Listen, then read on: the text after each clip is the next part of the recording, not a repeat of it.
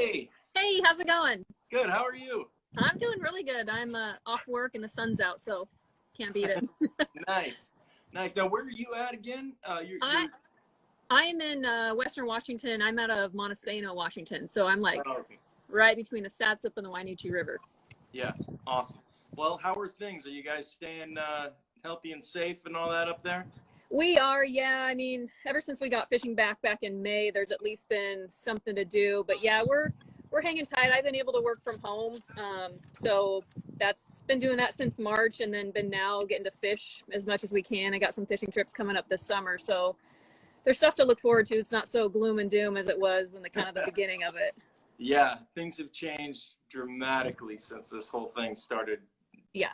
Months ago. But so I imagine where you're at. Well, I mean, Washington got pretty hit, but I imagine where you're at, you're pretty, rural enough to where it wasn't that intense. Yeah, I think in our county we've maxed out at like maybe 10 or 12 cases or something like that. So it's really been pretty slow. Good. So Yeah. let's give people a little bit of an introduction, who you are and what you do. I usually let the people that we talk to kind of do their own introduction and their own kind of origin story, if you will, how you got into hunting, fishing, the outdoors, and that type of stuff. And so I'll just let you take it away. Cool. Yeah. I mean, I guess if you were to describe me right now, I'm kind of like a up for anything, if it involves hunting or fishing and outdoors. Yeah. So if you ask me if I want to do something, I'm usually a yes person. So kind of the way I got to that is like a lot of people. I grew up. I live here in Montesano, and I grew up on the Wainuchi River. So I mean, it was in my backyard since I was a kid, and I actually grew up our property was on the rock garden or boulder garden, which people know about. That's a pretty good spot. So I mean, I had that in my backyard, had everything just right there. So I mean, I couldn't help but be an outdoor kid. Yeah. So, and then I mean, hunting and fishing wise, it was kind of cool. My mom and dad were kind of split. My dad was a big waterfowl hunter, so I got introduced to hunting through waterfowl with him. And then my mom was like crazy fisherman, so she my dad fished a lot, but he was like on the bank at the property fishing. My mom was like in a boat as much as she could be, sturgeon fishing and salmon fishing. So I kind of got that from her and got introduced to both of those things from both parents, which was really cool. Yeah. And then, I mean, just living where I live my whole life, there's opportunities just year round all over the place. We're just like opportunity rich up here. So I'm pretty blessed about that. And so, just being exposed to it for so long. And then I would say it wasn't until like after it was a lot of like just super fun and chill, like trips with friends and stuff. But I would say like after college, I really got like really focused on hunting, fishing, and I just like would search out more opportunities to do and just like want to learn, not just like go out there and wing it. I really wanted to learn about each sport, hunting and fishing, and so I kind of like got a little bit more serious about it.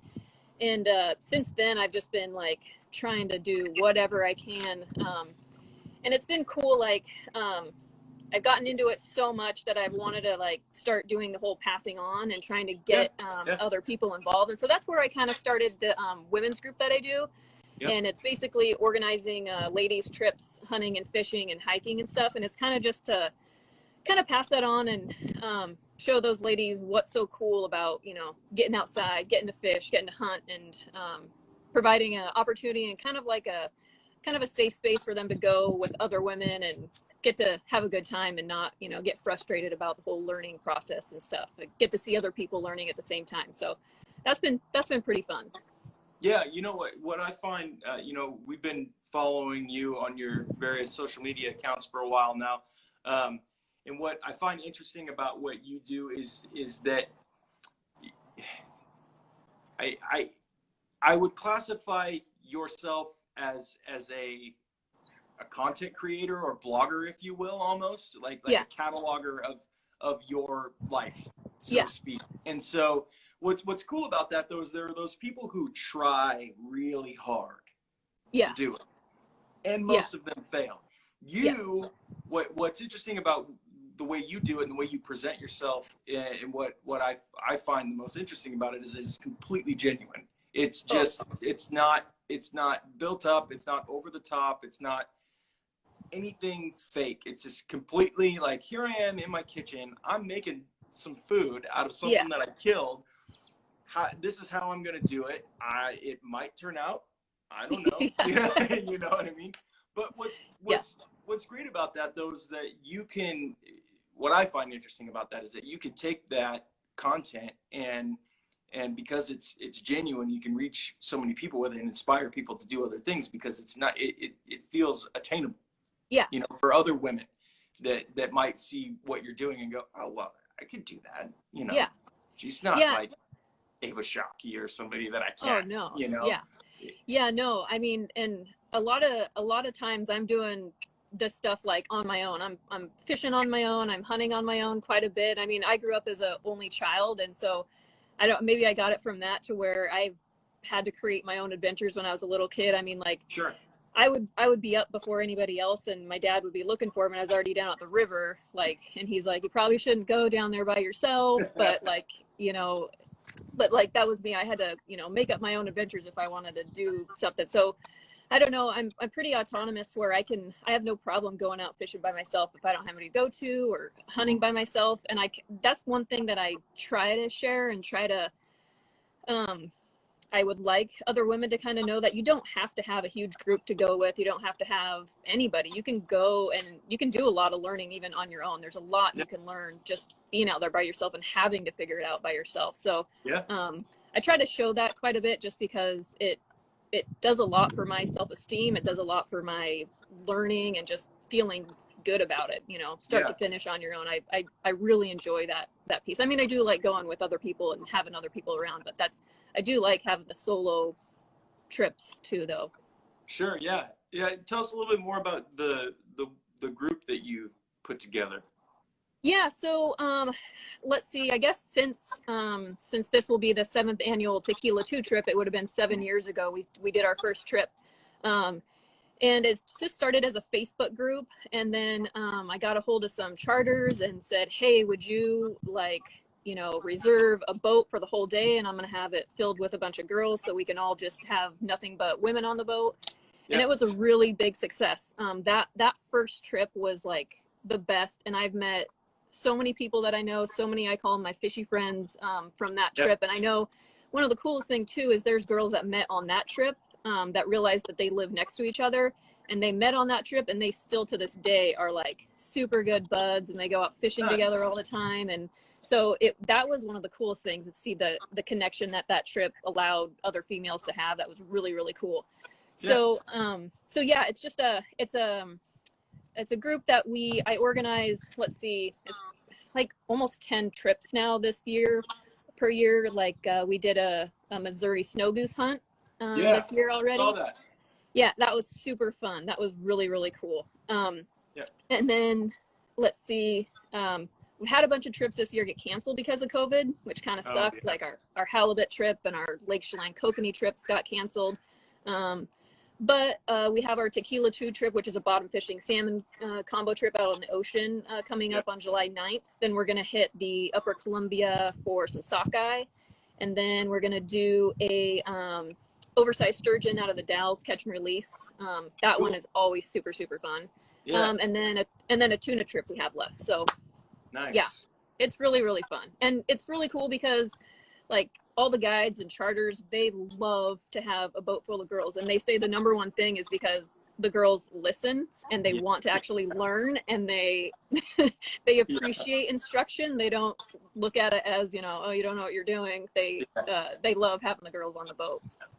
Nice. Yeah. So forgive me if I missed it. What is the next trip that you're taking with that group? It's going to be on July 9th, and it's out of Westport. It's on one of the bigger charter boats. It's going to be a bottom fish, lingcod, rockfish, and salmon. Cool. I see a lot more people doing that stuff now. Especially since there's been, you know, such weird things going on with not only the fishery itself, but just the legality of season, especially in the state of Washington. It's just been up and down and up and down. Other thing. You got to make sure you pay attention to the emergency regulations, because it's just like 1 minute it's there, the next it's not, and yeah. So I want to take a second to talk about waterfowl, because you said that you grew up doing that. Yeah. Where you're at in Washington, I feel like Washington has more waterfowl opportunity than we have in Oregon, and I could be completely wrong, but I feel like it's more accessible than it is here. Like maybe in my experience, trying to find places to hunt there's a lot of private property that is not welcoming. You can't just go knock on doors like you used to when I was a kid in Northern California. Yeah. We grew up in an area that was just thick with waterfowl. Yeah. And up here, there's just not the same kind of opportunity. So how have you found places to hunt up there? Well, and see, that's the thing. Like, I don't do it as much anymore. Not near as much as I did anymore, because we actually, at least where I'm at in the valleys and stuff where I'm at here, unless I wanted to travel a long ways, it's exactly what you're talking about. We have people who have like an entire valley, farm after farm after farm leased up, and they're paying high dollar for that. Yeah. So the access is actually, it's really poor. I mean, we have a lot of wildlife areas, but those are so oversaturated with, people, and you gotta be there so early if you actually want a spot, and they're hunted so hard. But no, where we're at, it's pretty difficult. You can knock on some doors and potentially find a couple spots here and there. If you know some people, jump in with their group, or you almost have to like get a group together to almost outbid some of these people for to get some leases, which is kind of a bummer, because it's such a cool, especially like a beginner type intro to hunting. Like, it's not like a big game where you have one tag to fill for the entire year. You can go out duck hunting, and if you miss a whole flock of ducks, then there's going to be another one. It's the pressure and stress isn't so much, and it's just like fun. So it's kind of a bummer for sure. But yeah, no, we're more in the situation that you talked about that you're in. Yeah. And so fishing, from where you're at, I mean, you're in one of those magical places, right? Yeah. Where you have literally everything around you. And it's similar to where I grew up in just north of Sacramento in Northern California. Is kind of one of those places. Anything you could possibly desire to do outdoors is within 30 minutes of you. So living in that place, having all of these opportunities available to you, what's your number one, like when it comes to fishing? Like, if you could go do it right now, what would you do? Hands down, winter steelhead. It's like, so fishing for me, like, I have hunting and fishing, and hunting for me is like definitely serious. I'm very serious about it. You have to be. It's kind of, you can't just like go out there and rifle on your shoulder and just walk around and you're going to stumble into a deer or an elk. Like, definitely less passive, for sure. Yeah, you have to, it's serious, and it takes a lot of energy, and it takes a lot of, prep and everything. But fishing for me, on the other hand, other than winter steelhead, fishing is just like I go fishing, and it's just like the world is somewhere else. I'm just in my own little bubble, and it just does so much for my brain and my just like everything. I love that about it. Except for winter steelhead, I basically treat that like hunting. Like, for me, I get in this like serious mode for those months during winter steelhead, and I feel like I'm hunting, but I love it. I hate it, but love it at the same time. And it's just, I love everything about it. I love it, how difficult it is, how rewarding it is. That would be hands down. You touched on something that I've brought up many times in conversations with people, is that winter steelhead fishing, or winter steelhead fishing especially, but steelhead fishing in general, is way more like hunting. Yeah. Just like mentally, even to a certain extent, physically. It's way more, way different. Now, I love bass fishing. I love it. It's super fun, but it is not even close to as involved or what you have to go into. Hey, that's the dog. This has been my work life for the last 4 months. But yeah, it's a completely different animal compared to steelhead fishing. And so, when you're winter steelhead fishing, do you prefer bank, or do you prefer like drift boat, raft? Definitely drift boat for sure. That's I get bummed when we don't catch a fish, but just the winter days in a drift boat are just, it's a whole separate environment. And I love it. Yeah. Yeah. Do you guys have your own drift boat? Or yeah. Okay. Yep. Yeah. Yep. And like, I mean, I'm lucky in that because I grew up on the Wainuchi. We fish that quite a bit. That is like our home river. And sure. It's definitely gotten crowded over the last few years with, other rivers being closed and everything getting funneled down here. So it's kind of been not as fun and relaxing and enjoyable the last couple of winters, but it's still there. And I'm lucky in that we have, I know people up and down the valley, so we have some places that we can put in and take out to kind of avoid the crowds a little bit. So it's kind of nice. Nice. Yeah. So you're almost every year you're at the Sportsman Shows. Yeah. This year, I don't know what the hell's gonna happen. I mean, I have no idea.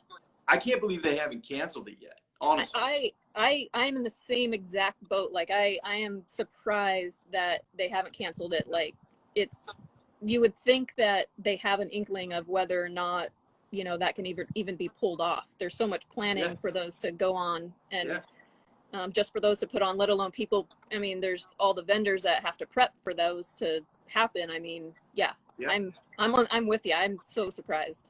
Yeah, because I mean, you've been there as long as I've been going to the shows. I've seen your face walking around the show, different booths and things, and I'm sure you're familiar with the show flu. Everybody gets it every year, and I just don't know how they're going to pull it off this year. I mean, I haven't heard any. Usually by now I'm hearing from those guys about the show. Yeah. I don't know. Honestly, I don't even know if they do it, if I'm going to go, because there's only 4 people here in the shop. Yeah. I can't. I'm out. I know. And you're exactly right with the show flu. I mean, you can be the healthiest person, have the best immune system on the planet, but there's something about the bug that goes around there that you will get it. It's just like a given. And I mean, those shows, people are walking around shoulder to shoulder, like constantly. And I couldn't imagine them, like when you go into stores now, you have to wait out in line outside the store until somebody else comes in. I don't see them doing that. No. I don't think it's financially feasible for them to put on the show to be able to do something like that. So I don't. No, it's going to be weird. It's going to be weird to not see, there's people that I only see at the show. Yeah. Like and every year. And there's all the guides and stuff that, I mean, I know not everybody books 100% of their business for a year at those shows, but there's a lot of guides that's where they fill up their entire, booking calendar is at those shows. Sure. Yeah. Yeah. Did you have any plans to work any booths this year? Yeah. I mean, I was going to be at the same old ones that I usually am. I would have been, hopefully still. I don't know if I hope that happens. Like you said, I don't know if I would go. There's going to have to be some definite, I don't know, big changes for me to want to put myself in that kind of situation. But yeah, no, it would have been the normal. We help out at the Head and Horns competition where we help measure the entries that come in. And then, the Shimano and G Loomis booths is where I probably would have been. Yeah. Nice. Yeah. So I know you are sort of a representative, if you will, for certain different companies. Yeah. Who are those companies, just so people know? And is there anybody that you're going to work with in the future, or you're would like to? Yeah, I mean, well, as far as just general statement about the companies that I work with, any company that I work with, it's like I'm the type of person that, I'm not, if I got a call from somebody, it was just a company I never used their product and they wanted to even just pay me to use it, let alone just free stuff. I'm not one to just say yes to that. Just because you mentioned before, my social media stuff comes off, kind of authentic, that's the companies that I deal with is because I've already used all their stuff for years and years and years. And we've built a relationship prior to even me being a part of any kind of promotions piece of them. And it's just the companies that I work for are so amazing. And we've just built a relationship before it got to a partnership kind of thing. So which is really cool. And it's cool that there's those companies out there that treat people so like I love the way that your guys' business model and the way that you treat your customers and people that are out there supporting you guys, wearing your stuff. You guys do a really good job of that. But so the companies that I work with are Girls with Guns Clothing. So it's a women owned and operated. They design women's only hunting gear, and it's super good. I mean, that's one of the biggest things with women is finding the right gear. So this stuff is great. It's specifically designed for women, and they're constantly making it better. And the people in that company are awesome. They're really good. Them Badlands Packs, I've been with them for like a long time. I love them. They're really good people. Love the product. Just another great company. And then like fishing side, I work with Gamakatsu hooks, and then Shimano and G Loomis as well. As far as like any companies in the future, I mean, I don't have anything on the horizon or anything like that, but like I said, it's just really the products and the gear that I use, it's because it's not, I don't grab it off the shelf or grab it out of the closet because I need to take a picture with it. It's because that's what I want to wear that day. That's what I'm going to wear because that's what is functional for me that day. And it just happens to be, one of those. So. Well, it's authenticity too, we talked to so many people who are, extremely famous, people who are just average customers of ours. And that's what we like. That's one of the things we like to do on this podcast, just talk to a wide variety of people. Because everybody's got a story and everybody's got something interesting to tell. And once again, the authenticity of what you do is what kind of drew me to pay more attention to what you were doing online. And, my job is to pay attention to what goes on online. That's my job. And so, as things start popping up and you start to pay attention, you're like, who is this person? And you start to see more and more and more, because that's how the algorithm works. And you see like, oh, this is a real legitimate person, know? And especially, and I bring this up a lot, because we actively try to talk to, and include in our business model, women and people of color as much as possible, because I think that's definitely a gap that needs to be filled in the outdoors. But also as a father of two little tiny girls, I find it really interesting, people like yourself who are taken seriously and take themselves seriously, but in an authentic way. It's not you're not just kind of pandering to who might be following you. You know what I mean? So kudos to you on that. Thanks. Yeah. That's, I kind of just like, my whole goal with social media is kind of just like, I'm jacked up and excited about what I get to do, and like all the fishing and hunting that I do, that I want to like share that, and then also be able to maybe spark interest in somebody, be like, hey, I want to go try that. That's cool. Just because I think it's so awesome that I think everybody should do it. I mean, you might want to try it and you don't like it, but just try it. Like, you might love it. It might be your new passion. So that's kind of what I'm all about.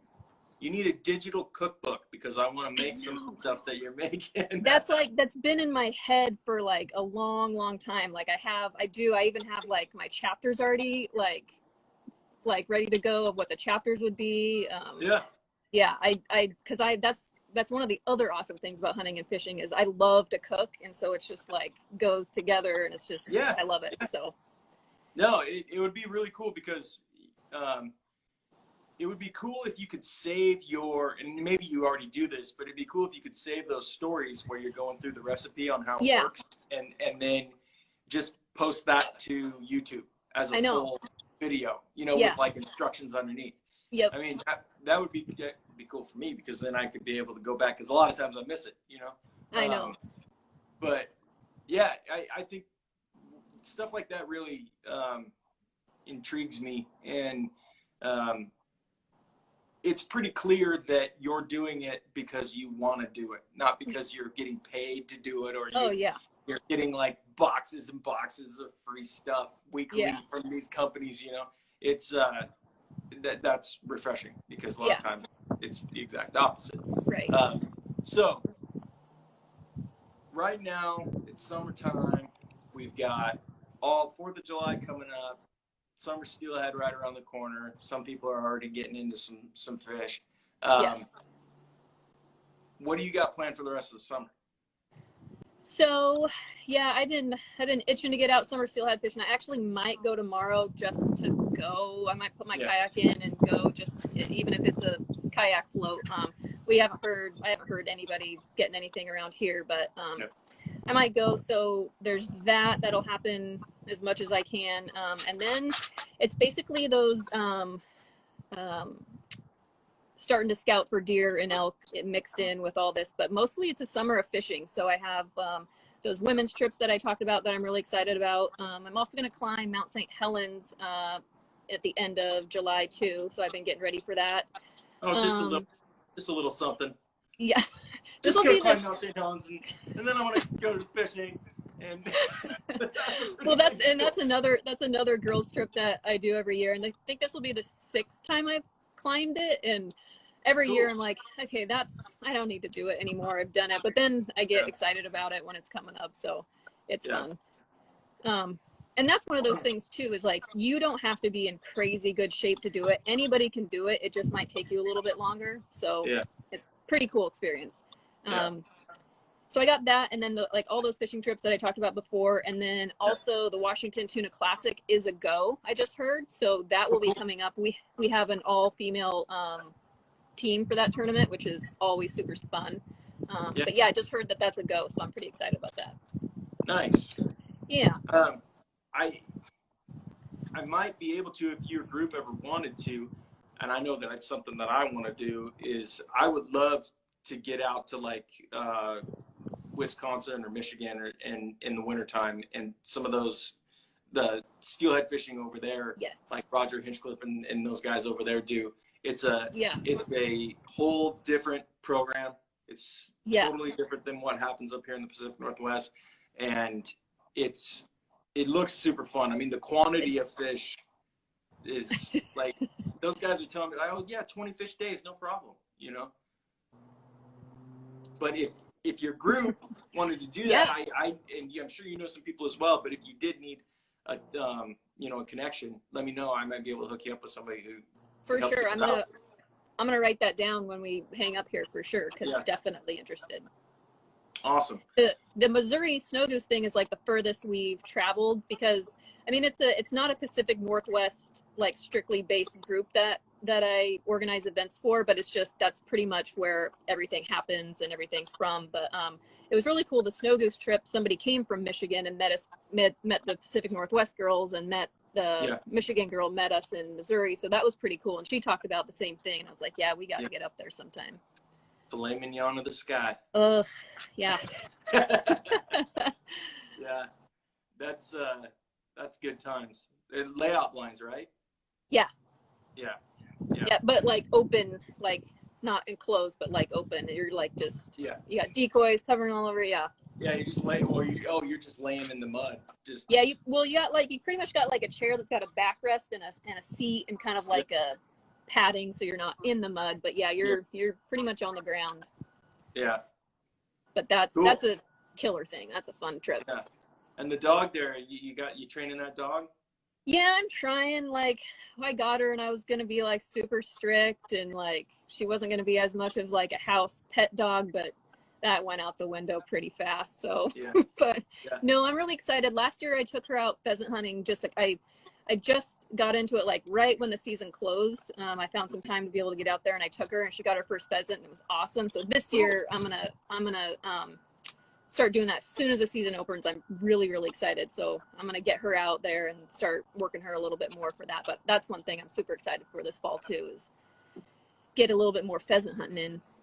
Yeah. I wish there was more opportunity for that here in the Valley. There used to be all over the place, but again, I'm super, super lucky. We have a pheasant release site, like literally right across the freeway out of town from here. So I can go pheasant hunt for an hour before I go to work. An hour before work? Yeah, like it opens, or I can take an hour. The shooting starts at 8, so I can go hunt for an hour and then get to work an hour late. No big deal, and get some pheasant hunting. It's pretty nice. We used to go duck hunting before high school. Yeah. I don't know if I could go hunting before work. I would get into work and I would just want to nap. Yeah, or need a nap. One of the two for sure. Yeah, when you're 17 or 15 years old, that's a hell of a lot easier than when you're 40. Yeah. Sweet. Well, is there anything else you want to go over before we call it a day here? No, that's about it. If anybody's interested in any of those trips, we have some spaces available, and I think except for the sockeye one, we have some spaces in all of them. So get a hold of me. Where can people get a hold of you? Yeah, they can get it. So Instagram at Amy_Spoon would be the best way. And I'm on there a lot and checking my messages. So yeah, shoot me a message if you're a guy and you know of a wife or a sister or mom or anybody that would want to go, send them my way and we can get them signed up. The cool thing is also with these trips is we usually get a pretty good discount on the trips than what normal people would pay, which is also a cool deal that all the guides and stuff do for these women. It's pretty cool. Cool. Yeah. Well, maybe if we get brave enough to put out some more women's stuff here soon, I'll send it up to you. You can tell me what you think, because that's been the thing that has plagued us since the beginning is it's really hard to do apparel for women. And and I don't mind a whole bunch. Like I like sometimes just wearing a guy's shirt too. Like it's comfortable. Like I don't mind a lot. I love the long sleeve hoodies, the thin ones, the lightweight long sleeve hoodies. I love those. Those are cool. And then also tank tops.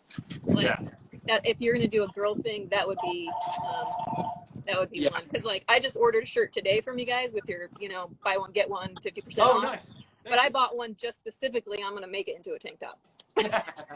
Well, you got to tell me what kind. Tell me what kind, because the problem that we had in the past is we actually had a specific women's line at one point. Yeah. And this is years ago, and we just got return after return after return. Yeah. Because it's so hard. It is tough. Like women are pretty picky about the way stuff fits, and there's usually like a specific style that fits one person, and it's like women are so hard to not like guys to where it'll work. Like if it's not fit their body and the way that they like it, they're gonna return it. So I totally understand that. Yeah. Well, thanks for the order. That's killer. No problem. I literally love the sundowner stuff. Like that's like probably my favorite design so far. I love it. Maybe it's because it's summer. Yeah. I don't know. We love that design, and initially we thought, I don't know how this is going to go over, and a lot of times when we have questions about, like the heavy hitter design, the baseball one that we have, we were like, we'll put it out. We'll see. We love baseball. We love fishing. Let's just see. And to this day, it's the most popular thing we've ever done. And it's usually when we second guess it, it means it's going to be good. So. Yeah. That's good to know. Yeah. Awesome. Well, thank you very much. No problem. Taking the time to talk with us, and hopefully, if there's a Sportsman Show, we'll see you at the Sportsman Show this year. For sure. Yeah, with a mask. Probably. That's right. Yeah, at least from here on. From here, yeah. Yeah. Take care of yourself, Amy. Thank you All very right. much. Thanks. Good to see you. Bye.